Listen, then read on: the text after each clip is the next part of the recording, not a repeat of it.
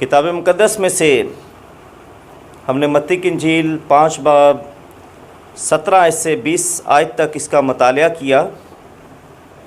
یہاں پر بڑی مشہور باتیں لکھی ہوئی ہیں جو ہمیں زبانی یاد ہیں کہ خداوند نے کہا تھا کہ یہ نہ سمجھو کہ میں توریت یا نبیوں کی کتابوں کو منسوخ کرنے آیا ہوں۔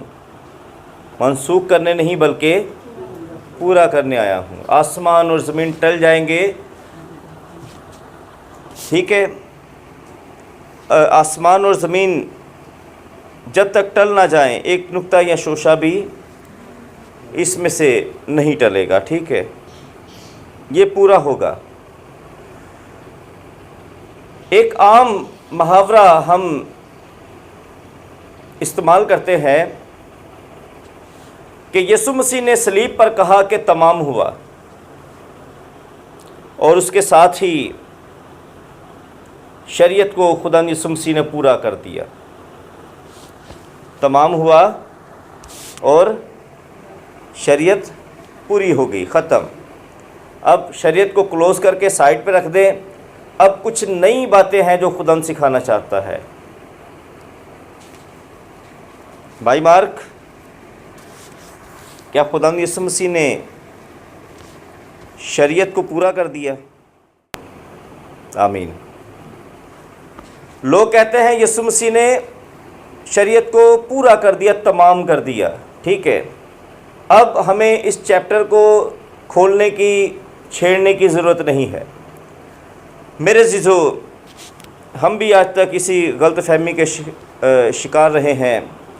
جیسا ہمیں بتایا جاتا تھا ہم بھی یہی کہتے تھے، پر جب غور سے اس کا ہم مطالعہ کرتے ہیں، جب بائبل کے سیاق و سباق کو ہم دیکھتے ہیں تو ہمیں پتہ چلتا ہے کہ ایسی بات نہیں تھی۔ اب اس کو کس طرح سے ہم ڈیفائن کرنا چاہیں گے کہ کیسے ہم کہہ سکتے ہیں کہ یسوع نے شریعت کو پورا نہیں کیا؟ ٹھیک ہے، یسوع مسیح خود کہہ رہے ہیں کہ جب تک آسمان اور زمین نہیں ٹلے گا، ٹھیک ہے، تو یہ شریعت بھی نہیں ٹلے گی، یہ قائم رہے گی۔ جب تک آسمان اور زمین قائم ہے، یہ شریعت بھی قائم رہے گی۔ آمین، آمین، آمین۔ ابھی کچھ دیر پہلے میں یہاں پر بیٹھا ہوا تھا تو مجھے ہمارے ایک بھائی کیسر ہیں، اس کی ایک بات یاد آ رہی تھی۔ وہ کہہ رہا تھا کہ سر یہ بائبل جو ہم اپنی ٹانگوں کے اوپر رکھتے ہیں، کیا یہ روا ہے؟ یہ ٹھیک ہے؟ تو کیا کبھی ہم نے سوچا ہی ہے؟ حالانکہ یہ بھی ٹھیک نہیں ہے۔ تو یہ باتیں کون ہمیں سکھاتا ہے؟ کون یہ باتیں کھولتا ہے اور کہتا ہے کہ بائبل کی تعظیم کرو، خدا کی تعظیم کرو؟ کون ہمیں بتاتا ہے؟ بائبل خود بتاتی ہے کہ خدا کے کلام کی تعظیم کی جائے، جتنی تعظیم کی جائے اتنا کم ہے۔ ہم نے یہ شیلف لگائی ہے، کس لیے لگائی ہے؟ تاکہ خدا کا کلام اونچی جگہ پر رکھا جائے، نیچے نہ رکھا جائے، ٹھیک ہے۔ تو یہ ساری باتیں ہمیں کون سکھاتا ہے؟ یہ شریعت ہی تو سکھاتی ہے۔ شریعت ہمیں خدا کے کلام کا احترام کرنا سکھاتی ہے۔ آمین۔ ہم مانیں یا نہ مانیں، ہم جتنا مرضی اس بات کو دبانے کی کوشش کریں کہ بس شریعت مک گئی ہے، ان شریعت کا کوئی کام نہیں ہے، پر شریعت ہمارے اندر بسی ہوئی ہے۔ وجہ کیا ہے؟ میں نے پچھلے سنڈے پیغام دیا تھا، اس میں نے یہ بتانے کی کوشش کی تھی کہ شریعت ہمارے اندر سے ختم نہیں ہو سکتی۔ ہم تو ایک الگ بات ہے، ہم تو خدا کے بیٹے اور بیٹیاں ہیں، پر رومیو کے خط میں لکھا ہے کہ غیر اقوام بھی اپنے دلوں کے اوپر احکام لکھے ہوئے دکھاتی ہیں۔ آمین، آمین۔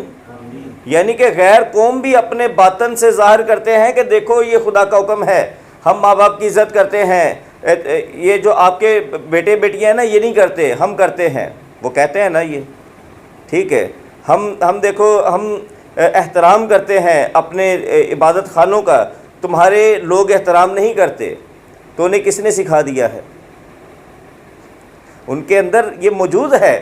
یہ جو شریعت ہے خدا کی، یہ ہمارے ضمیر کے اندر موجود ہے، جسے ہم ضمیر کہتے ہیں۔ یہ خدا کی شریعت کا جو ہے ایک منصوبہ ہمارے اندر ہے۔ جب خدا نے انسان کو پیدا کیا تھا تو خدا نے انسان کے اندر باغی دل پیدا نہیں کیا، جو اس کے اندر ضمیر ہے دراصل وہی خدا کی شریعت اس کے اندر پہلے سے موجود ہے۔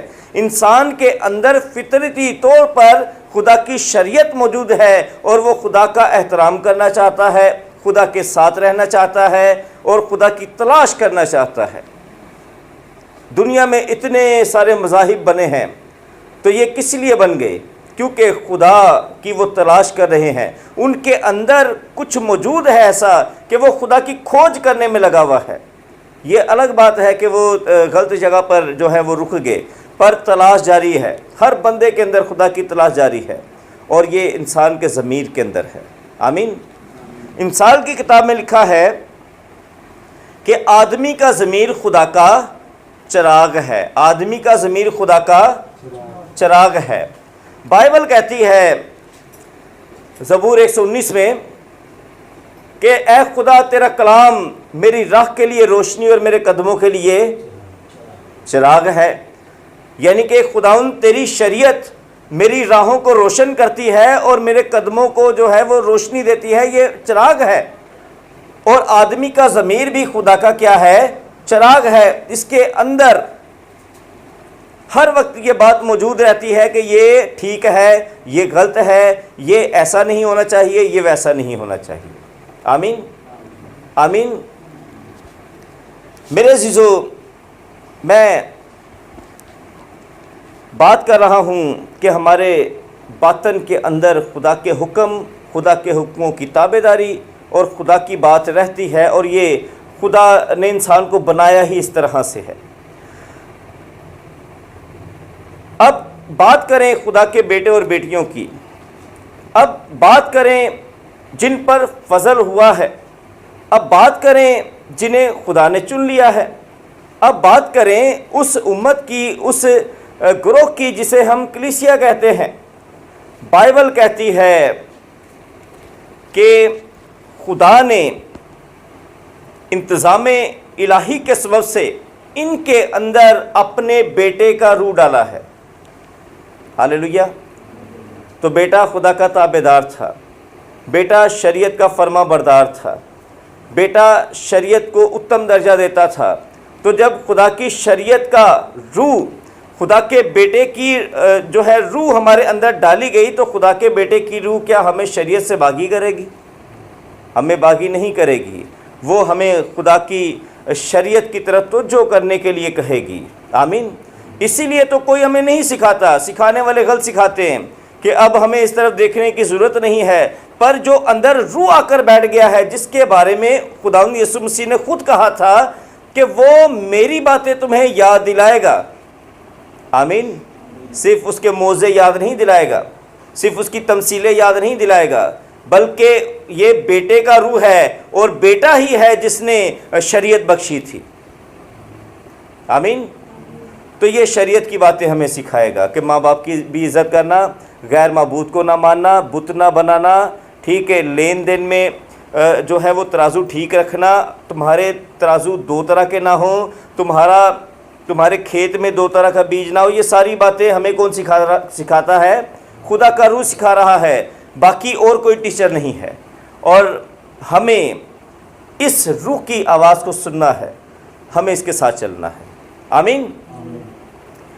لوگ کہتے ہیں کہ یسوع مسیح نے کہا کہ میں شریعت کو پورا کرنے کے لیے آیا ہوں، یہاں ترجمے میں ایسا ہی لکھا ہے، پر جب ہم اس کے اصل لینگویج میں اس کو دیکھتے ہیں، یونانی میں، تو وہاں پر جس لفظ کا یہ ترجمہ کیا گیا ہے کہ میں شریعت کو پورا کرنے آیا ہوں، وہاں پر وہ لفظ یہ کہتا ہے کہ یسوع مسیح یہ کہہ رہا تھا کہ میں شریعت کو پورے طور سے سمجھانے آیا ہوں۔ آمین۔ بات سمجھ رہے ہیں کہ میں شریعت کو پورے طور سے سمجھانے آیا ہوں۔ لوگوں کے ذہن میں دراصل ایک غلط فہمی بیٹھی ہوئی ہے، وہ کہتے ہیں کہ وہ جو یہودی تھے وہ شریعت سکھاتے تھے، شریعت پر عمل کرنے کی بات کرتے تھے، شریعت پر بہت زیادہ زور دیتے تھے۔ یسوع مسیح نے ان سے کہا کہ تم یہ جوا خود تو اٹھاتے نہیں ہو، دوسروں کو اٹھانے کے لیے کہتے ہو، اور یہ کرتے ہو، وہ کرتے ہو۔ تو اس طرح سے وہ شریعت کو جو ہے رول کر دیتے ہیں، تو غلط کنسیپٹ سے اسے شیئر کرتے ہیں کہ نہیں جی وہ شریعت کے سسٹم سے ساری خرابی آئی ہوئی تھی، حالانکہ بائبل تو نہیں ایسی بات کرتی۔ آپ اس وقت یسوع مسیح کی تمام تر اناجیل میں دیکھیں، جھانک کر پڑھیں، ایک بار خود پڑھیں۔ بات وہاں پر یہ تھی، سیاق و سباق سے، ہسٹری سے بھی یہ بات پتہ چلتی ہے کہ شریعت غلط نہیں تھی، نہ شریعت غلط ہے، بلکہ شریعت کو سکھانے والے، سمجھانے والے وہ غلط طریقہ سے سمجھا رہے تھے۔ وہ خدا کے حکم کو پیچھے کر کے اپنی جو بنائی ہوئی روایات تھیں ان کے مطابق اپنے سے جو مسئلوں کا حل بنایا ہوا تھا انہوں نے وہ لوگوں کو سکھا رہے تھے۔ تو اس طرح سے شریعت کو پیچھے کر کے وہ اپنے کنسیپٹ سے، اپنے ویو سے انہیں سمجھا رہے تھے۔ تو یسوع مسیح کی جو ان کے ساتھ مخالفت رہی تھی، یسوع مسیح کی جو ان کے ساتھ تنازعات رہے تھے، وہ اسی بات پر تھے، یہی بات پر تھے کہ وہ کچھ اور پڑھاتے ہیں، سکھاتے کچھ اور ہیں، اور یہاں یسوع مسیح جو پڑھا ہے وہی سکھا رہے تھے۔ آمین۔ تو شریعت کے ٹھیک طرح سے تشریح یسوع مسیح کے سوا کوئی اور نہیں کر سکتا تھا، پورے طور سے یسوع مسیح کے علاوہ کوئی نہیں سمجھا سکتا تھا۔ آمین، آمین۔ اگر بائبل میں لکھا ہے کہ یسوع مسیح کہتے ہیں کہ میں تم سے کہتا ہوں کہ تم اپنے دشمنوں سے بھی کیا کرو، محبت رکھو، کیا شریعت نے یہ بات نہیں کہی؟ شریعت نے کبھی یہ نہیں کہا کہ تو اپنے دشمنوں سے محبت سے پیش آنا، ایسا نہیں ہے۔ یہ شریعت ہی کی بات تھی جو واضح طور پر کر کے جو ہے یسوع مسیح سمجھا رہے تھے۔ کس طرح سے؟ بائبل میں لکھا ہے کہ اگر تیرے دشمن کا کوئی جانور تیرے کھیت میں آ جائے تو اسے وہ جانور جا کر لوٹا کر آنا۔ تو بھائی یہ تو جانور کی بات کی جا رہی ہے، انسانوں کی بات تو فرق ہے، ٹھیک ہے، ان کے بیوی بچوں کی بات تو فرق ہے، سمجھ رہے بات کو؟ تو کہاں پر شریعت نے کہا تھا کہ تو دشمن سے ایسا سلوک کرنا؟ میرے عزیزو، بائبل میں بہت ساری جو باتیں ہم کہتے ہیں یہ شریعت میں نہیں تھی، اب یسوع مسیح نے نیا حکم دیا، کوئی نیا حکم یسوع مسیح نے نہیں دیا تھا، اسے ہی جو ہے وہ ٹھیک طرح سے سمجھا رہے تھے۔ آمین، آمین۔ وہ اسی بات کو ٹھیک طرح سے کلیئر کر رہے تھے۔ کلام خدا میں یہاں پر ہم دیکھتے ہیں کہ خداوند کہتے ہیں کہ میں شریعت کو پورے طور سے سمجھانے آیا ہوں، اور یہ نہ سمجھو کہ میں اسے ختم کرنے آیا ہوں۔ اگر ایک دوسری نظر سے میں آپ سے پوچھتا ہوں کہ اگر یسوع مسیح نے شریعت کو پورا کیا ہے، ساری شریعت یسوع مسیح نے پوری کی ہے، تو کہ یہ بات درست ہے؟ تو بہت سارے لوگ کہتے ہیں یہ درست ہے، بہت سارے کہتے ہیں نہیں ہے۔ میرے عزیزو، شریعت ہے کیا؟ دراصل شریعت ایک پورا ضابطہ ہے جس میں خدا سے اور انسان کے درمیان میں کچھ قوانین ہیں، بات چیت کرنے کے، خدا کے حضور میں چلنے کے، اٹھنے کے، بیٹھنے کے، ٹھیک ہے، خدا کی نظر میں مقبول ہونے کے کچھ قوانین ہیں، احکام ہیں خدا کے۔ دوسری طرف ہم آ جائیں تو کچھ ہمارے اخلاقی ضابطے ہیں، اخلاقی قواعد ہیں، جس میں ہم نے معاشرے میں کس طرح سے رہنا ہے، کسی کو برا نہیں کہنا، ٹھیک ہے، کسی کو بے جا نقصان نہیں دینا، کسی کا نقصان نہیں کرنا، کسی کے ساتھ دھوکے بازی نہیں کرنی، یہ ساری باتیں تھیں۔ اور کچھ اس میں ہم کہہ سکتے ہیں کہ کچھ مردوں کے لیے قوانین تھے، کچھ عورتوں کے لیے قوانین تھے، کچھ کنواروں کے لیے قوانین تھے، کچھ شادی شدہ لوگوں کے لیے قوانین تھے، کچھ زمین کے لین دین کے قوانین تھے۔ تو کیا یسوع مسیح نے جس نے شادی نہیں کی تھی، کیا اس نے وہ شادی والے قوانین بھی پورے کیے تھے؟ کیا جو عورتوں پر لاگو قوانین تھے، شریعت تھی، کیا یسوع مسیح نے وہ بھی پوری کی تھی؟ کہنے کا مقصد یہ ہے کہ اب یہ بات یہاں پر واضح ہوتی ہے کہ یسوع مسیح وہ دراصل اس کو کلیئر ٹھیک طرح سے سمجھانے کے لیے آئے تھے۔ میرے عزیزو، یسوع مسیح نے شریعت کی ان باتوں کو پورا کر کے دکھایا جو ایک راست باز کی زندگی میں ہونی چاہیے تھی، جو ایک کامیاب راست باز بندے، صادق بندے کی زندگی میں ہونی چاہیے تھی، وہ باتیں یسوع مسیح نے پوری کر کے دکھائیں۔ یسوع مسیح نے وہ جو قربانیاں ہو رہی تھیں ہیکل کے اندر، ان قربانیوں کو مکمل کیا اپنی قربانی دے کر، کیونکہ وہ قربانیاں کامل نہیں تھی اور نہ ان قربانیوں کو گزراننے والا کامل تھا۔ ہاں، وہ چیپٹر کلوز کر دیا گیا۔ یسوع مسیح کی قربانی کے سبب سے وہ چیپٹر کلوز کر دیا گیا۔ اس کے بعد اگر ہم کہیں کہ اخلاقی شریعت بھی ختم ہو گئی، معاشرتی شریعت بھی ختم ہو گئی، تو یہ ہماری غلط فہمی ہے۔ صرف اگر کوئی شریعت یہاں پر پوری کی گئی تھی تو وہ صرف قربانیوں کی، کہانت کی شریعت کی بات تھی۔ آمین آمین۔ کہ اب یسوع مسیح نے جو کفارہ دے دیا ہے، اس کے سوا ہمیں کسی اور قربانی کی حاجت نہیں ہے، نہ ہی ہیکل رہی اور نہ ہی کہانت رہی۔ آمین آمین آمین۔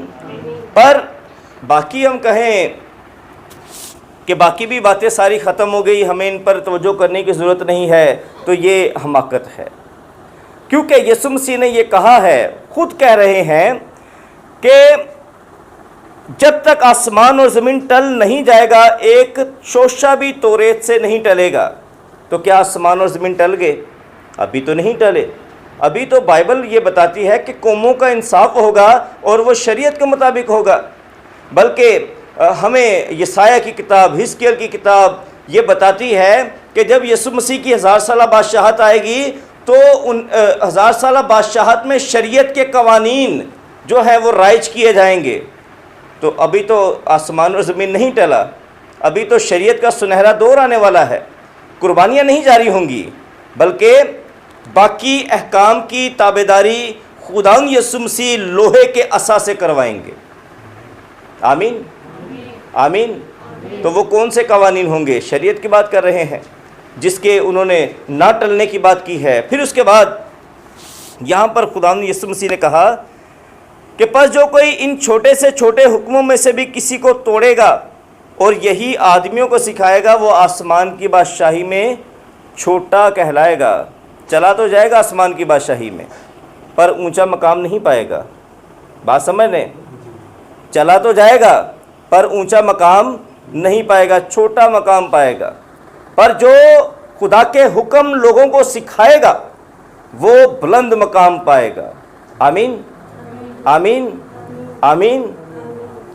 میرے عزیزو، مزید کلام مقدس میں لکھا ہے، کیونکہ میں تم سے کہتا ہوں کہ اگر تمہاری راستہ بازی فقیوں اور فریسیوں کی راستہ بازی سے زیادہ نہ ہوگی تو تم آسمان کی بادشاہی میں ہرگز داخل نہ ہوگے۔ اب فقیوں اور فریسیوں کی راستہ بازی کیسی تھی بھائی؟ ان کا پہناوا کلام کے مطابق تھا، ٹھیک ہے، پہناوا کلام کے مطابق تھا، اٹھنا بیٹھنا کلام کے مطابق تھا، شاید کلام کی بہت ساری باتوں پر وہ عمل بھی کرتے تھے، پر معاملہ فرق یہاں پر تھا کہ وہ ریاکاری میں پڑ گئے تھے۔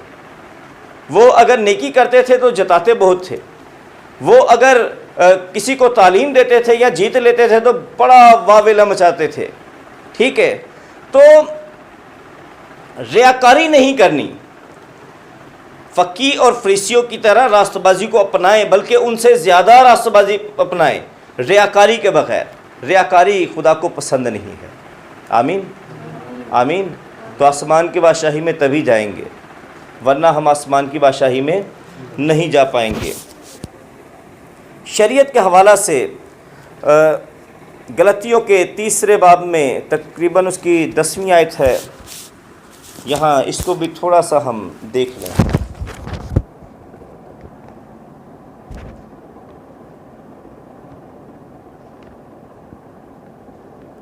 تیرہ آیت کو پڑھیں، غلطیوں کا خط 3 باب 13 آیت۔ تھوڑی سی اس کی ہم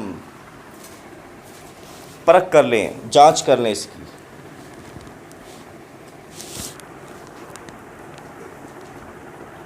یہاں لکھا ہے، مسیح جو ہمارے لیے لعنتی بنا، اس نے ہمیں مول لے کر شریعت کی لعنت سے چھڑایا، کیونکہ لکھا ہے کہ جو کوئی لکڑی پر لٹکایا گیا وہ لعنتی ہے۔ یہاں پر لوگ کہتے ہیں کہ دیکھا نا، یہاں پہ شریعت جو ہے وہ لعنتی ہے۔ غلطیوں 3 باب 13 آیت۔ لوگ کہتے ہیں کہ شریعت لعنتی ہے، تو خدا نے ہمیں اس لعنت سے چھڑا لیا ہے۔ تو میرے عزیزو، بات یہ ہے کہ لفظوں کا ہیر پھیر تو ابلیس کو بہت آتا ہے، پر لفظوں کو ٹھیک جگہ پر رکھنا صرف دیانتدار اور راستہ باز آدمی کا کام ہے۔ بائبل کہتی ہے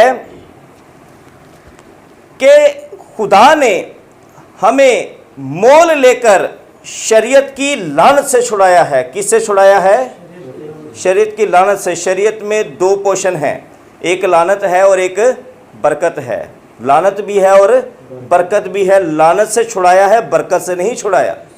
ہمیں جو برکتیں ملتی ہیں وہ بھی شریعت کے بدولت ہی ملتی ہیں، شریعت کی نسبت سے ملتی ہیں، اور لعنت بھی ملے گی تو شریعت ہی کی بدولت ملے گی۔ ہمیں لعنت سے چھڑایا ہے نہ کہ برکت سے۔ ہمیں برکت اگر ملے گی تو وہ بھی حکم پر عمل کریں گے، شریعت پر عمل کریں گے تو ہمیں برکت ملے گی۔ آج بہت سارے لوگ کہتے ہیں کہ خدا ان کا شکر ہے میں پوری دایکی دیتا ہوں۔ تو بھائی دایکی کس نے کہا تھا تمہیں دینے کے لیے؟ یہ تو شریعت نے کہا تھا تمہیں، ٹھیک ہے؟ اور ہم آج شریعت کے عمل پر جو ہے وہ تکیہ کر کے للکار کر کہتے ہیں دیکھا نا ہم پوری دایکی دیتے ہیں۔ بھائی یہ تو شریعت میں لکھا ہے، ٹھیک ہے؟ تو برکت پانے کے لیے شریعت کا عمل ٹھیک ہے، پر ویسے ہم کہتے رہیں کہ شریعت و لعنت ہے، شریعت و لعنت ہے۔ کچھ سمجھ میں بات نہیں آتی، وہ لوگ کنفیوز ہیں۔ دراصل بات یہ ہے، یہاں پر شریعت سے نہیں کہا کہ تمہیں شریعت سے چھڑایا گیا ہے۔ بات سمجھ رہے ہیں؟ ہمیں خدا نے شریعت سے نہیں چھڑایا۔ شریعت تو اس کا کلام ہے، شریعت تو اس کا حکم ہے، شریعت تو خدا کے قوانین ہیں۔ کیا خدا اپنے قوانین کو ختم کر دے؟ کیا ایسا ہو سکتا ہے؟ قوانین تو ہیں، شروع سے ہیں۔ کیا اس نے آسمان کو بنایا تو اس کے لیے قوانین مقرر نہیں کیے؟ کیا اس نے سمندر کو بنایا اس کے لیے قوانین مقرر نہیں کیے؟ سمندر اپنی حد سے باہر نہیں آتا کیونکہ یہ خدا نے اس کے لیے حکم ٹھہرایا ہوا ہے، قانون ٹھہرایا ہوا ہے، یہ خدا کی شریعت ہے۔ آمین۔ تو قوانین کے سسٹم کے ساتھ سب کچھ چلتا ہے، ورنہ سسٹم ہے ہی نہیں دنیا میں۔ اور جہاں جس ملک میں جس گھر میں قانون نہیں ہے، یعنی کہ اس گھر کی شریعت نہیں ہے، تو سمجھ لے کہ وہاں بھی بے راہ روی ہے، کسی کو کچھ سمجھ نہیں آئے گی۔ تو ہم اپنے گھروں میں قوانین بناتے ہیں، معاشرے میں قوانین بناتے ہیں، خدا نے بھی قوانین بنائے ہیں۔ آمین۔ تو بائبل کہتی ہے کہ خداوند یسوع مسیح کے لہو کے سبب سے ہم مول لیے گئے ہیں اور شریعت کی لعنت سے چھڑائے گئے ہیں، شریعت سے نہیں۔ آمین آمین۔ اب اس کو ہم کس طرح سے لیں گے؟ میں ایک چھوٹی سی مثال آپ کے سامنے رکھتا ہوں۔ ایک شخص اگر کسی بینک سے قرض لیتا ہے، جب وہ قرض لیتا ہے تو اس کے معاہدے ہوتے ہیں کہ میں اتنی قسطیں بھروں گا، اتنے کی قسط بھروں گا اور اتنے مہینے میں اسے ختم کروں گا۔ اگر مجھ سے ایک یا دو قسط بھی شارٹ ہو گئی تو بینک کہتا ہے کہ اگر آپ نے ایک قسط بھی روکی تو پھر ہم اتنا ہرجانہ اوپر لیں گے، اور اگر قسطیں لیٹ ہو گئیں تو اتنا ہرجانہ ہم اور لیں گے۔ تو جب اگر کوئی شخص بینک سے قرض لیتا ہے اور اس کے بعد وہ ادائیگی میں تاخیر کر دیتا ہے، یا اس کے پاس ادائیگی کے لیے کوئی کچھ نہیں ہوتا اور وہ اپنے معاہدے کے قوانین کو توڑ دیتا ہے، تو پھر اس کے بعد بینک کیا کرے گا؟ بینک عدالت میں کیس کرے گا، اور عدالت میں کیس جو ہے جس پر کیا جائے گا اس پر صاف ثابت ہو جائے گا، کیونکہ اس کے پاس پوری کاغذی کارروائی ہے۔ اس کے بعد وہ بندہ وہاں سے اٹھایا جائے گا اور سیدھا جیل میں ڈال دیا جائے گا۔ اب مجھے بتائیں اس میں کرپٹ کون ہے؟ کون غلط ہے؟ کیا بینک غلط ہے، عدالت غلط ہے، یا جیل غلط ہے، یا وہ بندہ غلط ہے؟ غلط کون ہے؟ غلط تو بندہ ہے۔ نہ عدالت غلط ہے، نہ جیل غلط ہے، اور نہ ہی بینک غلط ہے۔ غلط وہ بندہ ہے، اس نے قانون کو توڑا ہے، اس نے معاہدے کو توڑا ہے، وہ غلط چلا ہے، اس لیے وہ مصیبت میں ہے۔ اگر کسی شخص کو اس کے اوپر رحم آ جائے اس کی حالت کے اوپر، اور وہ اس کا ہرجانہ بھر کر اسے وہاں سے رہا کروا دے جیل سے، کہاں سے؟ جیل سے رہا کروا دے۔ ہرجانہ کس نے بھرا؟ کسی دوسرے بندے نے، ٹھیک ہے، اور اس کے بعد وہ اسے وہاں سے جیل سے آزاد کروا دے، تو کیا اس بندے کو جب آزادی مل جائے تو کیا اسے پھر یہ حق حاصل ہے کہ وہ جا کر پھر کسی بینک میں سے جا کر قرض لے اور پھر اس طرح کے کام کرے؟ بات کلیئر ہو گئی؟ تو خداوند یسوع مسیح نے ہمیں اس لعنت سے، اس مصیبت سے، اس سزا سے نکالا ہے جس میں ہم پھنس گئے تھے قانون توڑنے کے سبب سے۔ خدا نے نہ تو اپنا قانون بدلا ہے اور نہ قانون میں کوئی تبدیلی ہے، بلکہ ہمیں آزاد کیا ہے، اور اس کے بعد ہمیں بھی کہا ہے کہ اگر تم مجھ سے محبت رکھتے ہو تو میرے قوانین پر عمل کرنا۔